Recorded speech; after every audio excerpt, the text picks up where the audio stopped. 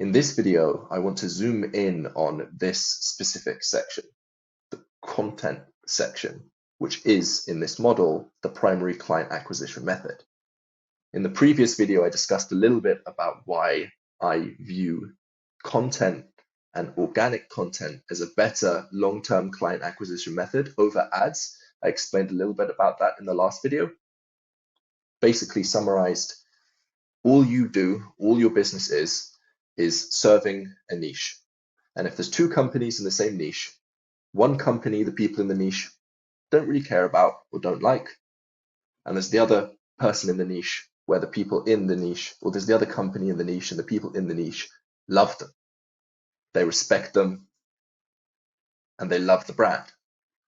Which business do you think is most likely to do well? The one that is loved in the niche, or the one that is either neutral or is negative in the niche? Because I think that if ads is the primary thing that people see of your business, it's normally either a neutral experience where it's just like, whatever, skip this ad, or it's a negative experience where it's like, get this guy off my screen. Why is he trying to sell me stuff? Just leave me alone. I'm trying to relax and watch a YouTube video. It's a negative impression. Whereas this is a model that means that the primary client acquisition method is one that turns you into somebody that is loved by a niche, which in my eyes is a great way in order to maintain profit and to scale in the long run. It's to be loved by the niche. Makes sense, right? More referrals, easier sales process, better marketing, more word of mouth, all of that sort of stuff can be solved.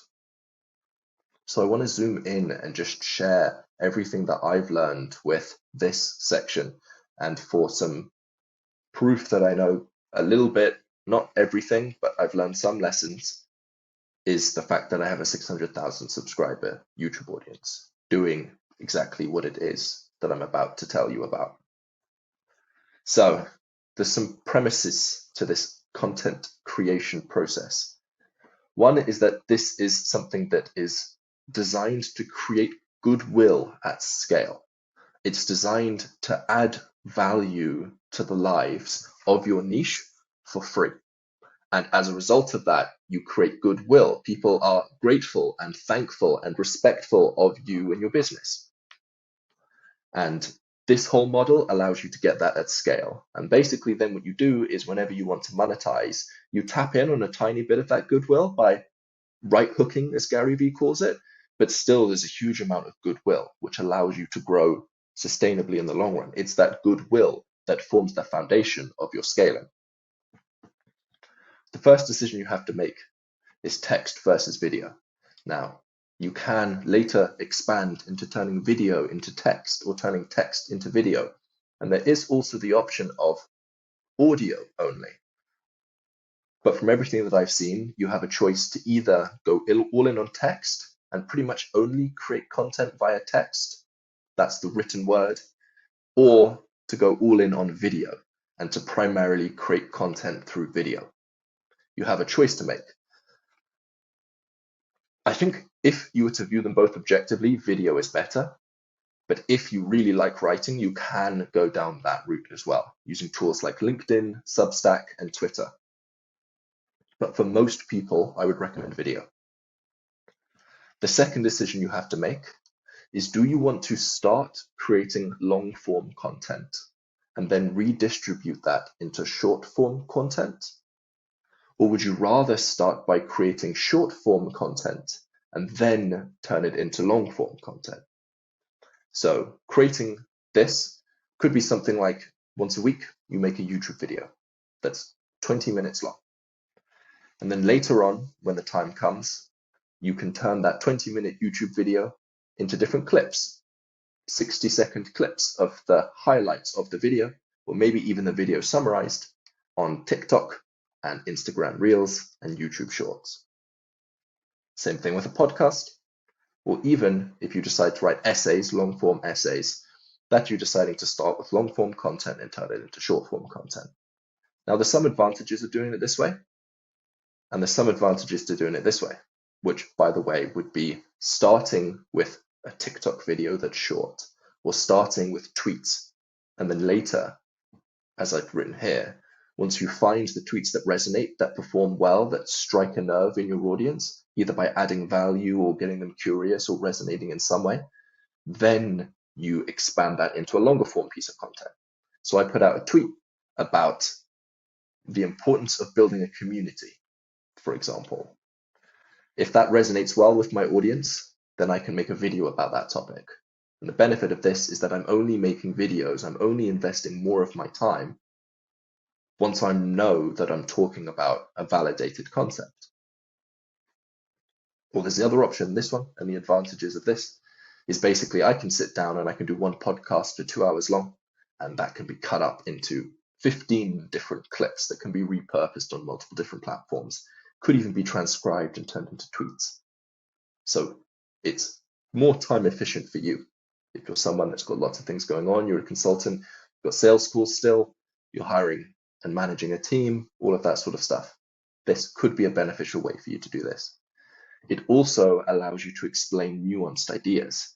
Now, our goal with this model isn't just to capture attention. It's to capture attention and add goodwill.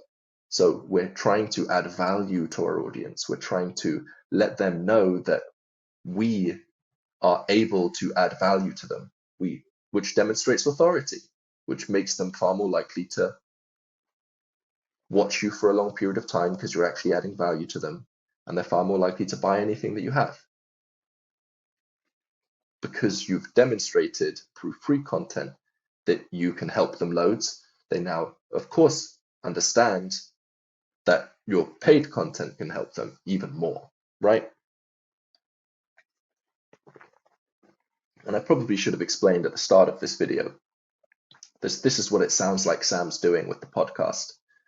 This is what it sounds like Alex Hormozi's been doing to grow his audience. It's this exact same strategy. And on this decision, you don't actually have to choose one or the other. You can do both whenever you feel like it. Maybe one piece of content you want to create is better suited for short form, maybe one's better suited for long form. And they're both good. So you don't have to make a decision here.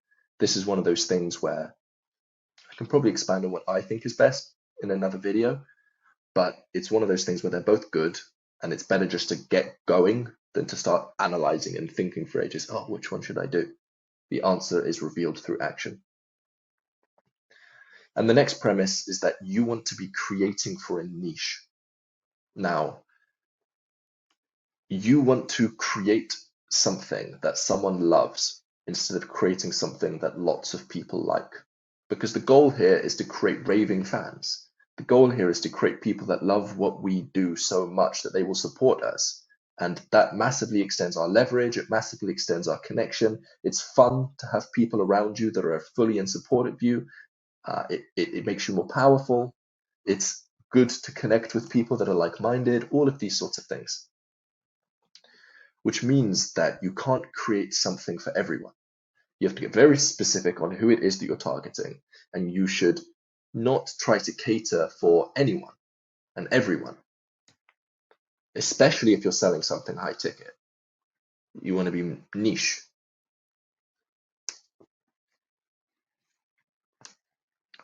Just thinking about this idea more as I'm talking. I think that, and this is again going on a tangent, maybe I shouldn't even expand on this, but I think that the goal is to go as niche as possible, which is definitely a counterintuitive idea that I've not heard many people talk about. And this is all based on the premise of imagine there's two customers. One is priced at X and the second is priced at 2X. So the second is twice as expensive as the first one. But it's not twice as hard in general to acquire the second customer, even though they pay twice as much. And it's definitely not twice as hard to deliver on the second customer's promise.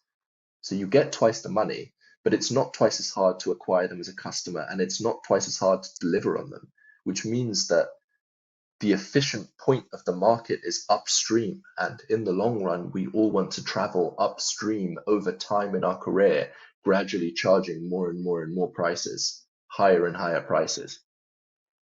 That's if you're optimizing for money in the least amount of time. That's if you're optimizing for efficiency. But then there's also the argument that we don't just want to optimize for efficiency. We want our businesses to be something that we love, something that we enjoy, something that adds to us in more ways than just income, which could be an argument to staying further down in the market where you're able to create more impact, which is another benefit. Anyway, the point here, the main point that I'm trying to make here is that you have to get specific on who it is that you're targeting, very specific, because a mistake that I see some consultants make that have high ticket products is that they think that more is better. They think that a bigger audience is better when it's not. We're optimizing for calls booked on a calendar, for example. If that is what you're optimizing for and it's money, then it doesn't just make sense to have a big audience. You want to get the right audience because 10 of the right people are better than 10,000 of the wrong people. Do you see what I mean? And the final point here is that you want to create where they are. So at the moment, this Loom video has been recorded primarily for people in the communities of Sam Ovens, because I realized that the audience that I'm trying to attract has a very high density in those places. So I want to create directly for them in order for people to understand who I am. And again, I'm doing this method. This is me creating goodwill so that I get niche fame, which is a great article, which I'm going to reference again and again and again. Allows me to charge high ticket prices and work with people that I want to work with. Qualified people that I'm actually learning from as well as serving. Anyway, I think I've made the point clear there. Let's get on to some of the juicy stuff, which is in the rest of this section. And by the way, this is the philosophy. What I'm going to walk through is the philosophy. It's missing tactics, and it's missing more tangible activities. But I believe that this is the optimal model for creating goodwill at scale, building an audience, scaling profitably through generating goodwill at scale by providing rare and valuable insights by synthesizing. So let me dive through it. When you're starting to create content, there's two different sections of a content that you create. Any piece of content has two different parts to it. There's the book and there's the book cover. The book is what's inside of the content. It's the content. It's what is provided in that video that adds to brand, that makes people like you more, trust you more, view you more as an authority, want to follow you more, all of those sorts of things. That's what the content is. Usually it can be split up into two different things, solutions and insights. So the books is the value. Maybe that's an easier way to explain it. The books is the value. And there's two ways for you to provide value to the audience. And to reiterate, this game is a value generating game. Your game is to add value to the lives of thousands. And the byproduct of that is a very profitable consulting business. So there's two ways, solutions and insights. Solutions, you solve your own problems, you fulfill your own desires, and you come up with solutions along the way, and then you share those solutions. That's it. You do 100 things. Most things don't work. You share the things that do work. The next thing is insights. This is usually garnered from things you've read, things you've seen, observations you've made, predictions that you're seeing. And that's insights, the second way for you to add value to your niche. That compromises the book section. The other part of a piece of content is the book cover. A book cover is the reason that you pick up the book. It's the hook, the thing that entices you into consuming the value, the content. For example, on YouTube, this is the thumbnail and title. On TikTok, this is the first 3 seconds. On Twitter, this is the thread hook. On LinkedIn, this is the opening line. All of those things is the book cover. And there's lots of different ways for you to find these things, I need to add one more that I've just thought of.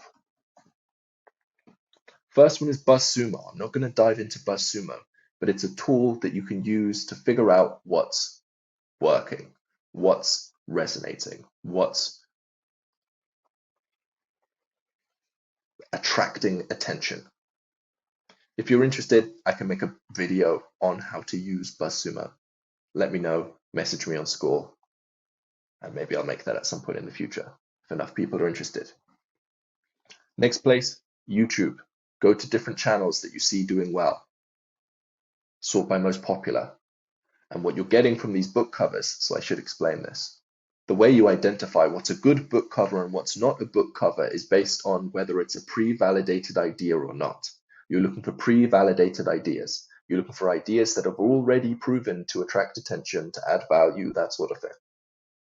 And you can do that through BuzzSumo. You can do that by sorting for most popular on YouTube. You can look at popular Udemy and Skillshare courses. You can download the Chrome extension TWEMX so that when you go on Twitter, on someone's profile, you see which of their tweets have performed the best, and you can use trends. In my Synthesizer School community, in the very last module of the Synthesizer School curriculum, which can be found in the courses section of the free community, I've got a video that I made for Alex Hormozi as he was starting his YouTube channel, and I was helping him with just different tips and advice that I could think of. I sent him a Loom video about how to use trends, and that's another example of a proven thing to resonate.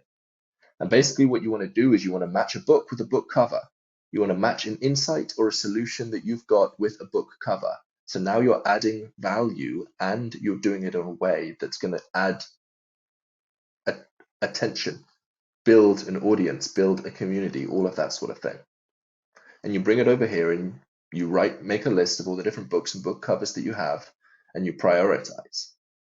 You figure out the overlap between what you think will work well and what you enjoy making.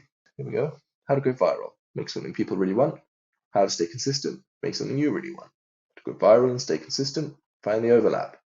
That's what you have to do with this. You want to find the overlap of the book cover and the book. You want to find the overlap between what you think will perform well and what you think you would enjoy making, as well as what you think would add value.